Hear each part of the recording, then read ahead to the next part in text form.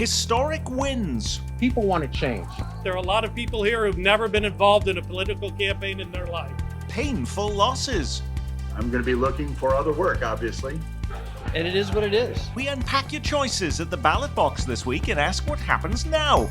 Plus, dropping the mask mandate in Kansas City, are you giddy or alarmed? And tracking the next battle over vaccines, from our universities to our schools to our police. We're willing to lay down our lives to protect somebody. We're really not that worried about a bug. And remembering a Kansas congressman. This is not being recorded now, is it? It hurts. Still break. Week in Review is made possible through the generous support of AARP Kansas City, Dave and Jamie Cummings, Bob and Marlise Gorley, the Courtney S. Turner Charitable Trust, John H. Mize and Bank of America N.A. co-trustees, and by viewers like you. Thank you. Welcome, I'm Nick Haynes, your host and guide through the week's most impactful, confusing and befuddling local news stories. On that journey with us this half hour is KMBC 9 Chief Political Reporter Michael Mahoney, Lynn Horsley from KCUR News, from KCMO Talk Radio, Pete Mundo, and always on call from the Kansas City Call, Eric Wesson. Did you know there was an election this week? Voters in Missouri from Raytown to Parkville were voting on a variety of local tax issues.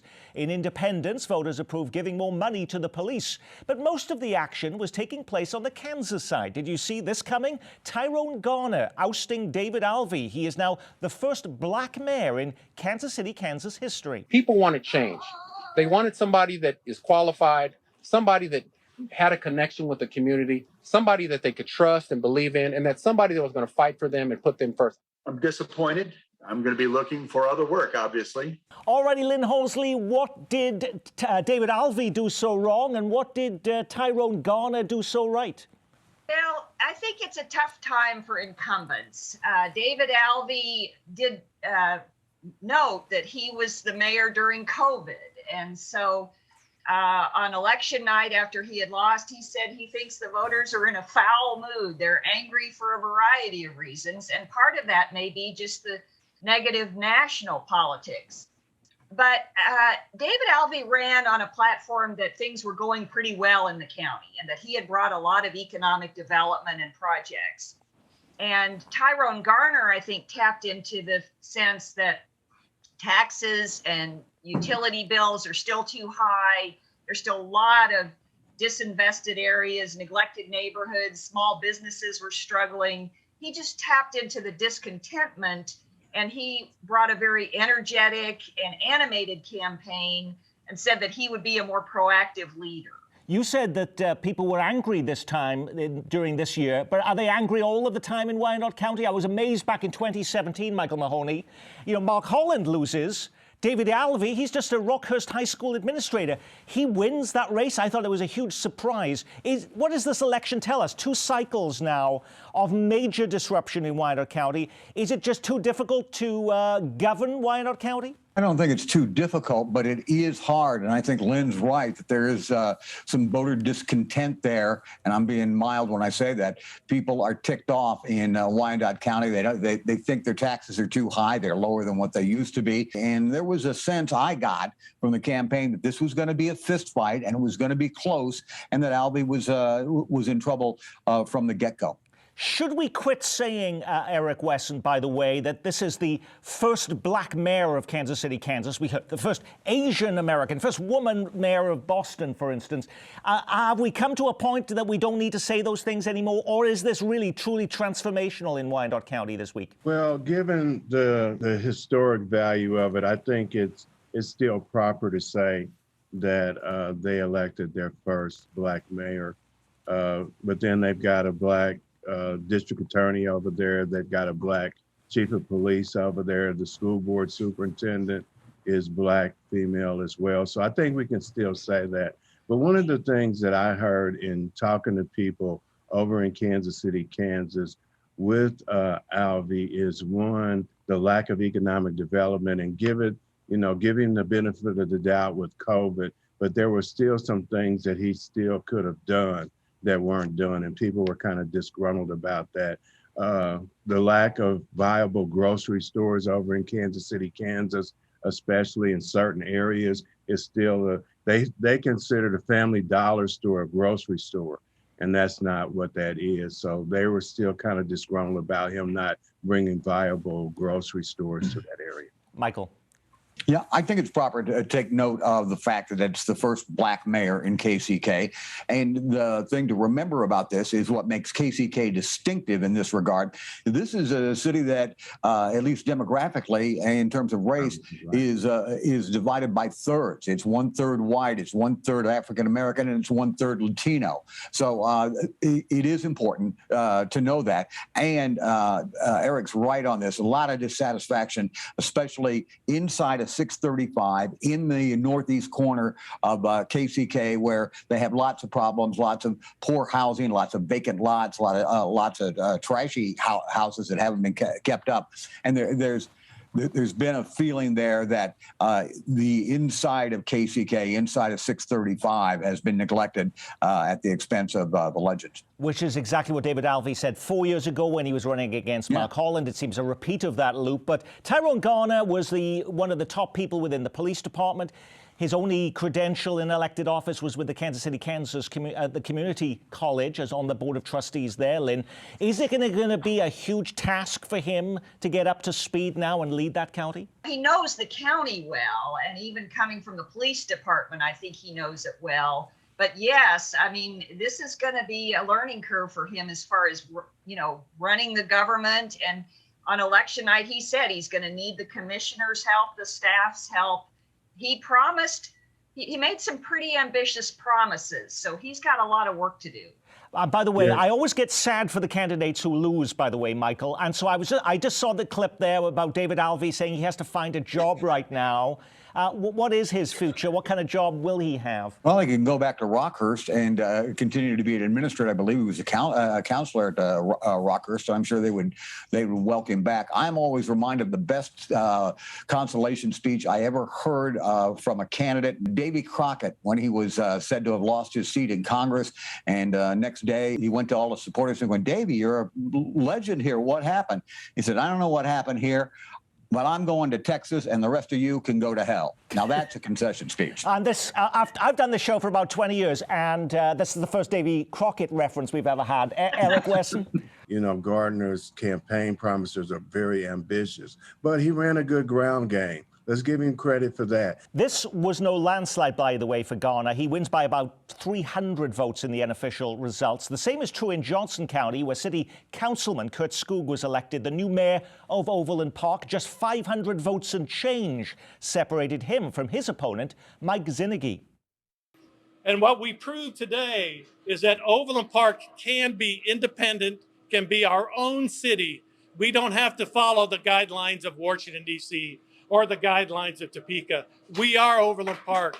We are the economic engine. All righty, Pete Mundo, what did we learn from that election this week? I think what we learned, Nick, is that the fact is Mike Zinnigy is someone who had no interest in politics until about 6 months ago. He was kind of dragged into this race by the Johnson County Republican Party. He did run as a conservative Republican, but it was the issues that he ran on that I believe connected. He was not running on national political issues. He was running on overdevelopment, on poorly developed neighborhoods, and issues that people in Overland Park cared about. And I hope that why didn't he win then if he was resonating with voters with those questions and those issues? Well, he didn't win because I think there was a sense that the conservative Republican brand that he attached himself to was a turnoff to probably too many moderates in Overland Park. But you're talking about 500 votes out of 40,000 that this race came down to. The fact that that was such a close race, at least to me, reveals that there are some very different views about how Overland Park should go forward. The other thing was late in that campaign, there were some Republicans that were close to the Zinnigy campaign that thought he made a misstep when he started talking about his concerns about vaccines and whether or not they were safe. And in a city with a pretty high rate of vaccination and a voter base in a municipal election that's going to skew a little older, they think that was a strategic mistake. Lynn. Kurt Skoog recognized that this was a very close race, and he said that he wants to be the mayor for everybody, including many of the people that didn't vote for him. I do think it's also a signal that there's growing skepticism in Overland Park about incentives, development incentives. That's been a very hot topic.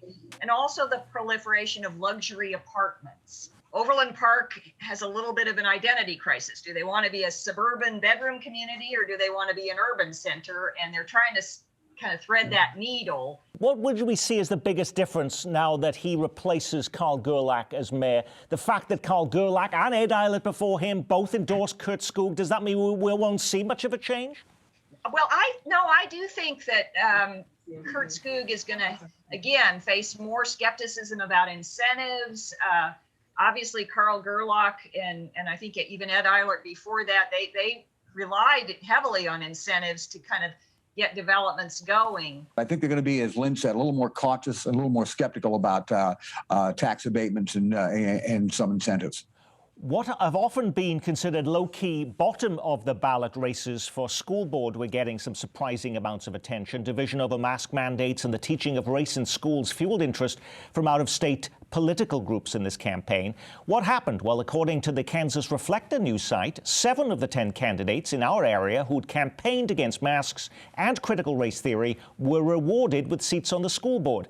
And there could be an 8th. That race in Olathe is still too close to call. So what did we learn from those elections this week, Pete? Well, we learned that, parents who have felt like their voices have not been heard over the past 18 months are being heard. And there's this notion that, it's this groundswell of conservative candidates that have come to the school boards. I would call them more traditional candidates. They're folks that want their kids in schools, that don't necessarily think that 5- and 6-year-olds and 7-year-olds in the classroom need to be masked. And the attention and the passion was on the side of frustrated parents over the past 18 months. Michael. I'm not dismissing Pete's point about frustrated parents, but there were people campaigning in Kansas on the for the school board on the critical race theory, which is not taught in Kansas. That was a talking point at the national level, and that's new in school board politics. That this nationwide pact getting involved. And in fact, Mike Pompeo, former Secretary of State, even endorsed a candidate for the school board in Andover, Kansas. I mean, it got that national. But these school board elections are staggered elections, Lynn. So even if you get 2 or 3 seats won in that regard, it doesn't overwhelm the board. They don't get the majority of the board. But doesn't this put a pressure on administrators and staff now who are going to be on notice to perhaps be far more cautious in how they deal with issues even like race in the future? I do think so. I think there's going to be a lot of deliberation among administrators and teachers, and a recognition that parents do have a voice, that they are flexing their muscles. And so there will have to be a responsiveness to that. And there does need to be a history of our country that recognizes race as a big factor. I don't think you can wash that away from the teachings. But let me ask then, Eric Wesson, I mean, Lynn says that, but over the decades in the United States, in schools, in public schools, we've said that sex education is off limits. Religion, in many respects, is off limits. Is race now going to be an off limits conversation for schools? It seems like it is, but it shouldn't be. And I think that, we want to stay from that, or stay away from those conversations about race, because we don't want to create any tension, but it's a part of history. So why not talk about it? We talk about other parts of history. Columbus discovered an occupied land.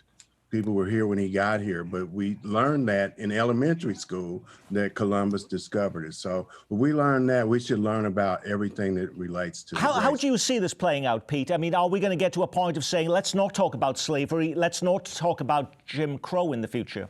Well, I interviewed a lot of these candidates on my show, and I never heard one of them say, don't teach slavery, don't teach about the racial issues this country has. That is not anything that any of these candidates ever said on the show. What it was about was, whether you want to call it critical race theory or diversity, equity, inclusion, which many school districts, Shawnee Mission being one, spends hundreds of thousands of dollars on every year. It was the notion that, for example, are we going to have a Thanksgiving-themed, celebration at the Shawnee Mission School District? They say it's about supply chains. An internal memo showed that it's because of diversity, equity, and inclusion they need to reevaluate. Is that how far this is going to go? It's not about not teaching the good, the bad, and the ugly of American history. It's how far do you take it culturally in the classroom while still, yes, teaching the ugly side of American history. I have not heard from anybody who is against that. On Election Day, we also learned of the death of Kansas Congressman Dennis Moore before there was a Sharice Davids or Kevin Yoder. Dennis Moore represented the Kansas 3rd Congressional District for 12 years in Washington.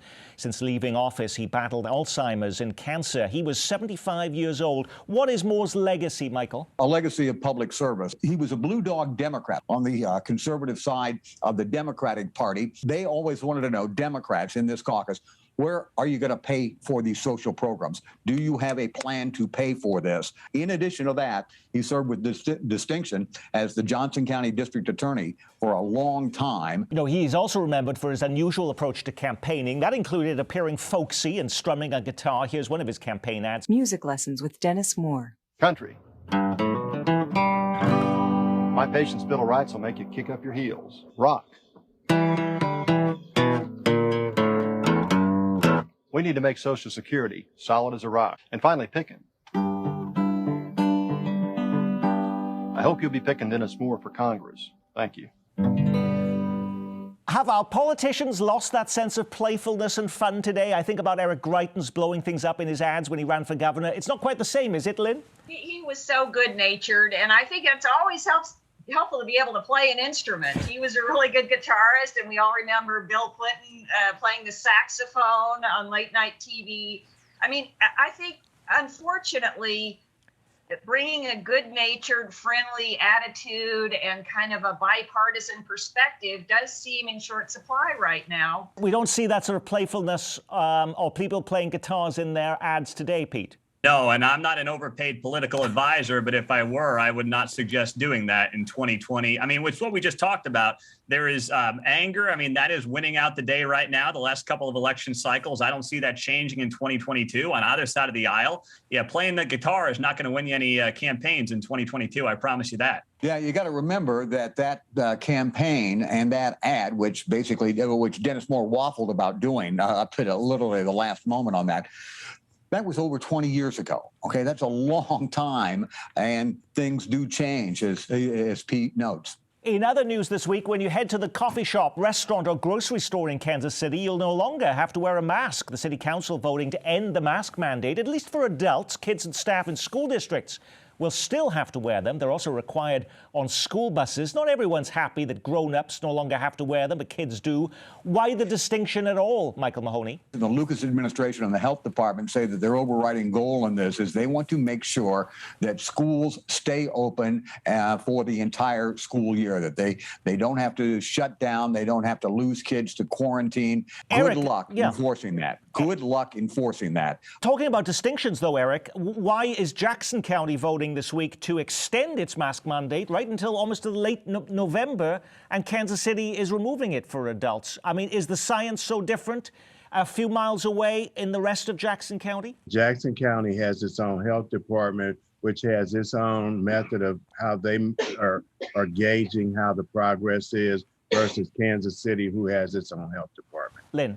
They're pressured by the businesses. Many businesses want this mask mandate done.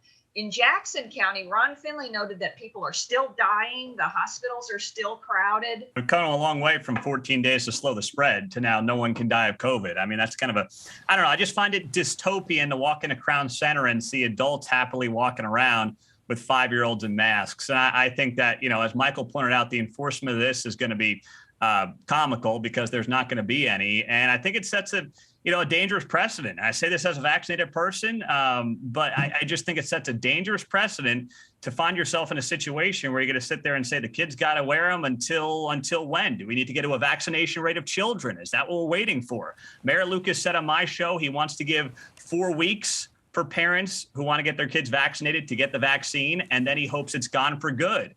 Considering the way this thing has ebbed and flowed, to put it politely, over the last 12 to 18 months in the city. I'll be surprised if that actually happens. Michael.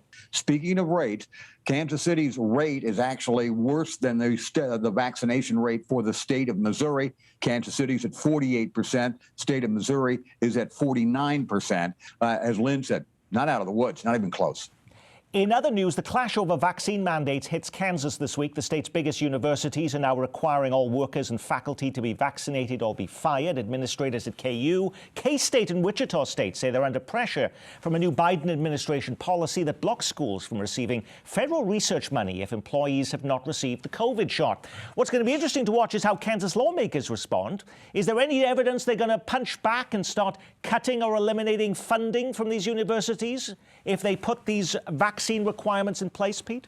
No, I don't think. I think it's kind of a wait and see approach is kind of my understanding, and talking to Attorney General and gubernatorial candidate Derek Schmidt. Hey, Pete, a question for you here. How likely do you think it is that there are legislators in Topeka next January and through the session that start rattling sabers over this and threatening the Board of Regents with budget cuts because they think that things are stepping out of line in the university system? Oh, they'll be there. I mean, because they'll be obviously getting some media attention out of that as well. So you and I both know that they'll be there, Michael. But whether it's just a lot of loud noises or it actually comes to some form of legislation, I think remains to be seen. Is the next battleground, though, about to take place in our schools now that the CDC has signed off on kid-sized COVID shots for children ages 5 to 11? Kansas City area parents can start bringing in their kids for the jab starting this weekend at Children's Mercy Hospital and many area pharmacies. But just because the vaccine is available doesn't mean parents will take their child to get it. A poll conducted by the Kaiser Family Foundation finds only 34% of parents would vaccinate their kids right away. And will there be a requirement that kids get the shot to attend school? Is there any school in our metro that's taken that position, Lynn? Not that I'm aware of. No, I don't know any either, but I mean, let's remember that lots of kids are required to get a number of vaccinations before they start school. So the precedent is out there.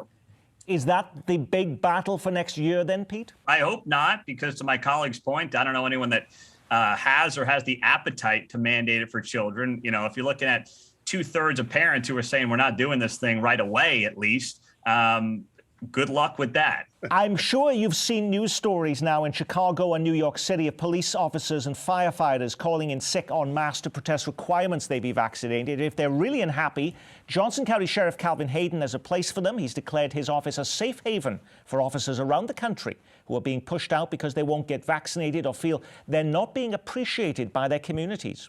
We're willing to lay down our lives to protect somebody.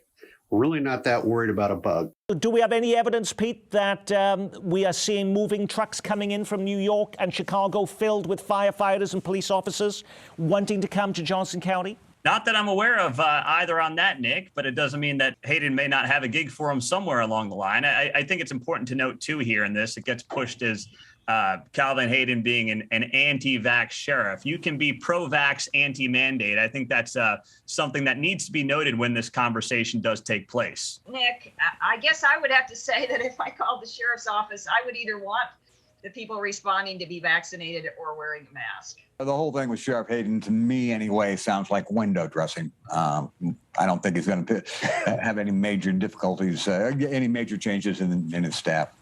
When you put a program like this together every week, you can't get to every story, grabbing the headlines. What was the big local story we missed?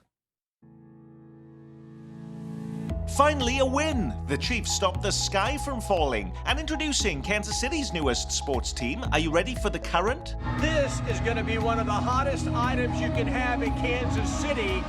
A rebranding for our new women's professional soccer team, the Current is a nod to the Missouri River. The team announced construction on a new stadium at the riverfront last week.